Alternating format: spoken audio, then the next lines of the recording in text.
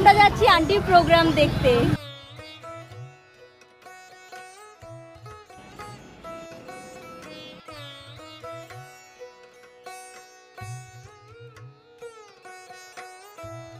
ভাগ্যিস আনন্দিত অভিনয়।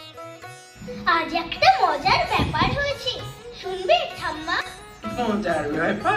তাহলে তো শুনতেই হয়। সব গাছ ছাড়িয়ে উঁকি মারে আকাশ। মা পারবেন? পারবই তো মা, এতকাল করছি। ছোট, তুই নিচে গিয়ে জল টলগুলো